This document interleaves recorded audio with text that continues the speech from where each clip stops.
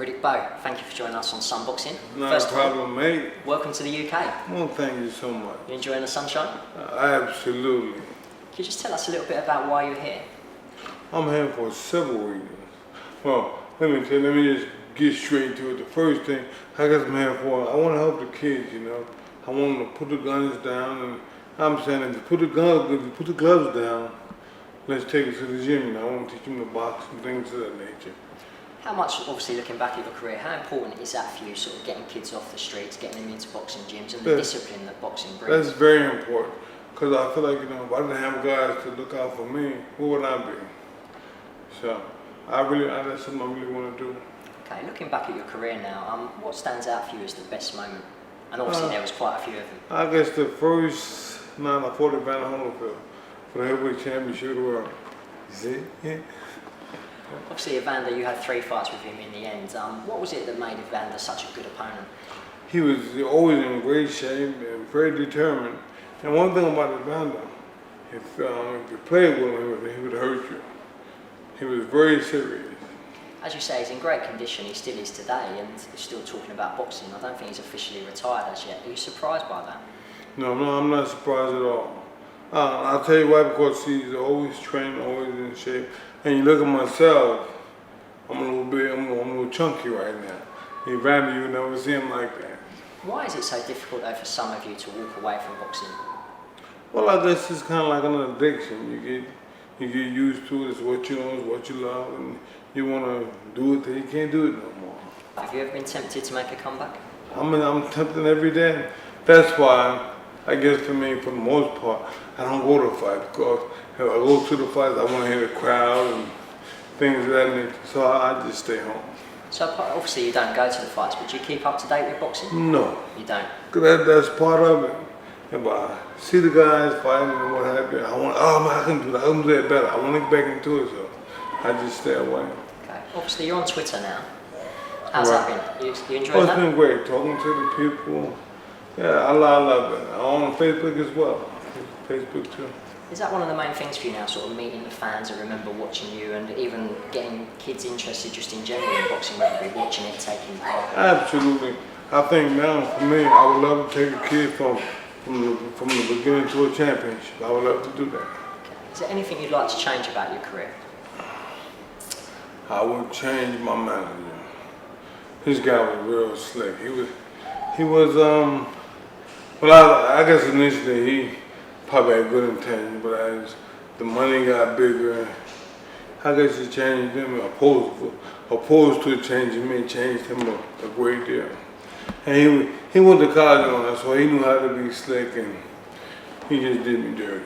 Is that something that you'd warn young boxers about, sort of the politics of the sport? Absolutely. Opposed to, you know, being one-on-one with your manager, I would get a guy to get in the middle. So you know that your manager is always doing right by you. Is that something maybe you'd like to go into, the more management side of things? Well, I would like to, let me say this, let me put it to you this way. I have a book that's coming out real soon, and I would like to, for them to read the book. If they read the book, then the book will explain to them, let's get somebody to get in the middle, because one-on-one, the manager has the advantage. But if you get a guy with a college degree who knows what he's talking about, then you got a better chance of making more money. So is it just managers, or is it promoters as well that maybe make life a little managers and promoters. It's I guess pretty much, see, your manager is supposed to take from the promoter. But if they're in together, then what can you do? So as well as dodging punches, you've also got to look out for that side of things. Absolutely, unequivocally. I mean, people, and like I said initially, they start out there, intentions are okay, but as you go on, the money gets bigger and bigger, all that changes. When you're preparing for a big fight though, if you're worried about stuff that's going on sort of outside of the ring, how much does that impact on your preparations? It has a profound effect on you. But initially, I didn't know about anything, because I thought my manager had my best interests at heart. I didn't realize this until after I retired. It was too late at that point. One thing I guess a lot of fight fans in this country will know you for is, before you were due to fight Lennox Lewis, you took the WBC title, which isn't there, and dropped it in a bin. Do you regret that now? Absolutely. Absolutely. I just feel like, you know, I wish whatever he wanted, I would have gave it to him. He wanted parity, which means he wanted 50-50. I wish I would have took that offer, or I would have agreed to take it. At the time, why did the fight not happen though? Well, because Lennox wanted, the same thing I was getting. I've never heard that. How can you get the same thing I'm getting? I'm the champion. If I hold it with a little ball, I'm gonna get 75%, you get 25%. If you think you can whoop me, then you should accept that and go on and make more money. And Lennox is not any different from me, so why couldn't he accept the same thing? Do you think maybe the fact that maybe Lennox he's always been a businessman as well as a boxer, do you think that played a part? No. Let me explain something to you. We know who we can beat, who's gonna give us a hard time, and so on and so forth.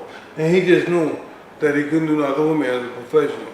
We fought in the Olympics, they gave him the gold medal, but mano a mano, he had nothing coming. So if I put you on the spot today, even now, if you'd have fought Lennox Lewis, you would have beaten him? Unequivocally. If you'd have bet your house, you'd have had 2 hours. So by knockout, or would it have gone to points? Of course, a knockout. Anything less would be uncivilized. Looking back at when you were boxing, obviously the heavyweight scene, there was so many great names around. Was there a guy that maybe always stood out for you that you admired? Yeah, Muhammad Ali. One of the greatest fighters of all time. If you see Joe Frazier, you tell him I won. If it wasn't for Ali, I would have been in the Marine Corps and did 20 years and retired. So obviously you don't follow boxing that much today, but Floyd Mayweather, you... No, we know about Floyd. So how good is Floyd? Is he as good Floyd as is he thinks? real good. But I think if he was around when Randy was fighting, Tommy Hearn, it would be totally different. So obviously Floyd, you can argue, is maybe in it for the money. Is that something that you regret that you didn't make more money out of your career? Well, I have no regrets, man. I had a ball. Listen, I'm from the ghetto. I've been to London. I've been to France. I've been all over the world 2 or 3 times. So boxing has been great to me and for me. So I have no regrets. Do you still get people coming up to you in the street and asking for photos? Photos, autographs. Some even give me money sometimes. Absolutely. Those are the ones I like the most. How much does that mean to you, though, the fact that you're still remembered? Oh man, listen. I guess you can't buy that, so it's lovely. Just finally, I know recently you made your Muay Thai debut. What was behind that? Why did you try a different sport? Well, I guess I wanted to try something different or what have you. And at the end of the day, I learned a lesson. This ain't for me. The guy kicked me on my leg. Man, I ain't never felt nothing so painful. And so right there, I made my mind up. No more Muay Thai. How different was the training for that compared to boxing? It wasn't. It was pretty much the same, with the exception of the kicking. Pretty much the same. So you're all about fists, not about feet. The guy was smart. He stayed away from me, so I couldn't punch him, but he kicked me.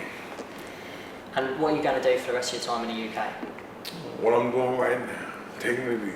Brilliant. Riddick, I appreciate that. Thank you for joining us. Thank you so much. Cheers. God bless you, man. And you, thank you.